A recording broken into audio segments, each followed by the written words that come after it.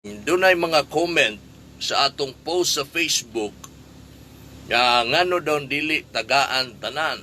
Ngano man daw lagi sa uban, wa may pili. Wala man pud ni pili ang atong gidistribute. Pero makita man ninyo sa atong dala nga sakyanan nya wa nagyusulod, wa nagyutay ikahatag ana. Tungod lagi kay dili kani iya sa gobyerno kining ato ang gipang distribute, dili ni iya sa gobyerno. Kay kung iya lang ni sa gobyerno kani mas daghan yun, no? Kumbaga, kuan ba? Pribado nga paghatag sa usa ka tao, di na lang nato isulti nga usa sila ka politician. Ordinaryo nga tao ibutang na lang nato nga doon na pa sila'y makuot sa ilang bulsa o ilahang gipalit para ihatag sa katauhan. Kaya nasabtan man gud nato ang sitwasyon karon. Kung ikaw adunahan, kung ikaw dunay kwarta, di gyud ka kasabot. Dili kay nimo matuhog kung unsay gibati sa katauhan nga gigutom, sa katauhan nga tinuod nga apektado nining lockdown. Sa mga tao nga tinuod nga kining failure kay ang income ba? Kabos na tangdaan, natiwasan pag yun ani. Wa na tay trabaho, unsaon na lang ni. Katong doon na pa'y ikakuot, doon na pa'y ikapalit nilag mga unsay ilang mga panginahanglanon sa kinabuhi, dili kay ninyo matuhog kung unsay gibati sa mga apektado sa lockdown. Pero si Congresswoman Didi Cagas, si Governor ug iyang pamilya, samot na si Vice Governor Mark Cagas, mao ni ako nakita sa ila. Kaya nga naman mo gasto man gid sila be. Dako naman gid sila gasto ni pila ka semana na tag-distributay, halos maupaw na lang bukid, pinalit og mga gulayon. Maupaw na lang bukid sa kapatagan, pinalit na itong bagulay para lang ihatag sa katauhan. At pasabot ana, paliton yun na to ni, kay naapamantay makaon, naapamantay sobra, atong ipalit ihatag na to sa katauhan. Nganong ilaman ang gihimo? Tungod kay nakasabot sila sa sitwasyon karon. Natuhog nila kung unsay gibati sa mga kaigsuonan ng inahanglan. Maunay ako nakita sa administrasyon, sa pamilya ang Cagas. Usa ka tao nga dili maghuna-huna sa pagtabang sa karon nya pandemic. Wala gyud nakatuhog kung unsay gibati sa uban. Tigumon ko niya akong kwarta kay mawala ning lockdown. Napakoy gustong paliton, napakoy gustong adtuan, napakoy gustong himuon. Para sa akong kaugalingon. Ingana po nang una-una nila. So di na sila mukuot. Dili na muhatag sila para sa katauhan niya nang inahanglan. Sa karon niya panahon, wa na gipangkaon. They don't care sa mga tao nga walang-wala. Walay sulod ang tiyan. Walay mapalit og mga pagkaon. Nagsalig na lang sa SAP. Nagsalig na lang sa ayuda sa gobyerno. Wala sila pakialam, ana. Basta gilalang mahuman na ng pandemic. Di ko yun nahilabtan ng ako ang milyones. Di ko yun nahilabtan ng akong kwarta. Bisag na pa siya trabaho. Bisag na pa siya income, gatubo pang kwarta, pero di yun muhatag. Subo nga pamalandungon, doon naging mga ingon ana. O niya ang pangutana din uroy og dili, muundang. Uroy og mas mulala. Kaya di man nato ni makita si COVID-19, uroy simba ko lang, palayo, in town. Kumbaga, mauni ang gihimong pamaagi sa Ginoo para impason ining kalibutan. Kaya na magkinutuban, di ba? Ang tanan doon ay kinutuban, dili lang kay kinabuhi sa tao, apan ang kalibutan, doon na usab kini kinutuban. Wata kabalo, si Bako palayo og pinaagi ni ini. Mamatay na lang kalit ang tao tungod aning di na to makita nga sakit. Walay tambal, walay solusyon. Mamatay lang kag iya, di nimo makit-an nanaday na. Mao day ng COVID-19. Si Bakog mauna ni. O, di ba? Masaya ako punto. Kung saan panimong imong kwarta.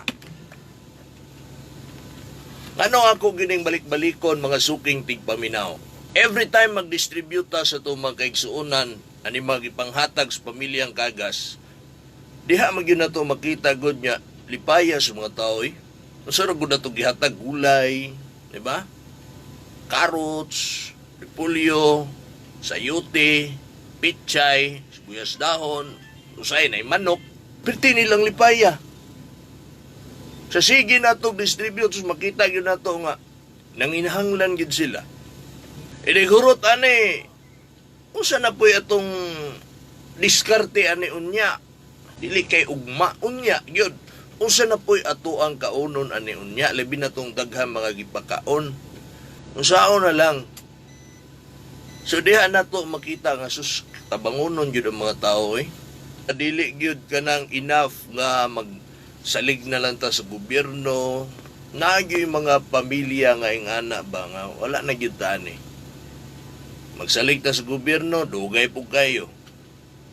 Siguro panahon man gyud sa pagtinabangay katong mga businessman, katong mga politician, katong mga medyo may kaya nga wala pa nakashare. Way labot to mga nakashare na no.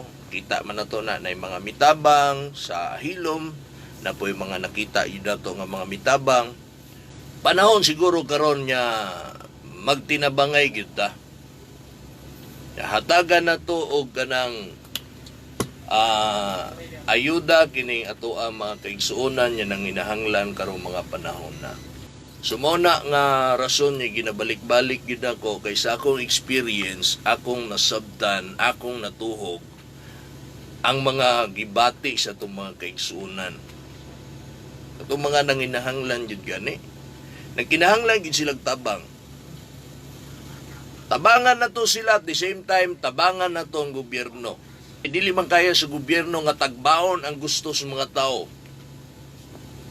Ano lang, distribute og food packs. Kini para sa mga pagkaon nga kuan ha, concern ha. Pero ang gobyerno nagtutok gihapon para sa mga pagsugpo ning COVID-19, pagpugong ning COVID-19, pinaagi ani mga gipanggasto para sa ospital, para sa itong mga isolation rooms, para sa itong mga PPEs, sa itong mga frontliners, gigastuhan na, gitagaan nagpagtutok sa itong gobyerno. Pero sa pagkaon nga, concern, paglisod ang gobyerno diha. Kaya nga naman, first wave, second wave, kanus apa. Ang first round, nga paghatag nimo sa food packs, ayaw ko ing nagmapaigo ni muna hangtod sa second wave. Unya subo kay pamalandungon mga igala nga doon nagyoy mga kaigsuonan nato nga maog yun na gisaligan sa pagkakaroon. Dili makatuo ang uban, dili maka si tawag ani, di sila ka-relate kay naa pa man sila laing source of income, naa pa man sila kapangayuan, naa pa sila makuot bisang gamay at least, di ba? Doon na pa'y naghahatag sa burno. Ang uban wala gyud. Usaon na lang inigmahurot ding first round. Mo na nga na po'y magyangungo sa barangay, na po'y magyangungo sa LGU, na po'y magyangungo sa province, sa Kapitolyo. Tungod kay wala na gyud may laig isaligan. Lockdown god, sao man na mo pagpangita. Kani among gamay negosyo, nagtinda mi. Di na may katinda kay lockdown, isa pa, wa na mamalit. Kaya mga tao, na sa balay, wa igos gawas. Wala na gyud mi. Nagdaginot. Dili lang kay pipilaha apan daghan sa tumakaigsunan sa Digos o sa tumakaigsunan sa Davao del Sur. Ang nagdaginot sa abot nga nasa 200 ang adlaw o baba pag ana maligya og sa unsa lay pamaligya. Sa palengke o san asa pero lockdown ta. Wa na gyud sila laing income. Pamugas na lang gani ng gamay ang ilahang kitaon. Wa na gani na savings para sa unsa ba din ha. Ug magsakit sa ligya po sa gobyerno. ang ilahang pangadlaw-adlaw nga gidaginot nga gamayng abot para sa pagkaon masudlan lang ang tiyan.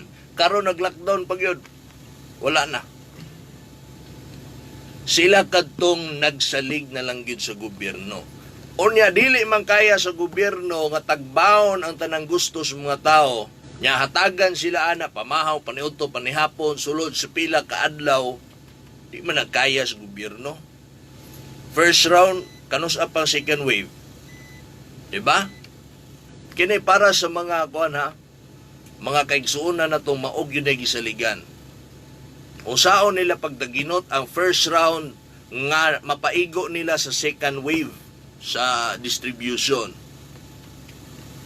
Mahirap, di ba? Pait kayo. So dininaw niya musulod ang akong ginabalik-balik og storya. Kay mao nay akong experience sa pag-distribute na to sa mga ayuda. Na kumay na lang giday nino. Kini day mga gipanghatag ni Congresswoman Cagas nya dili sa gobyerno nakatabang gid ay. So kung daghan og sama niini nya nitabang kay doon na pa sila makuot nagtuo magyud nga daghan magyug sama ni ana no, daghan magyug adunahan, daghan magyug mga may kaya, daghan magyug mga napay mga negosyo nya wala pa nakahatag. Kaya ba naguna-una na pa ko'y paliton ani ini human sa pandemic, na pa ko'y plano ani sa kong kagalingon sa kong negosyo. Tagaan siguro na to og panahon nga makatabang ta karon panahon na. Lami ra ba kay feeling ano makatabang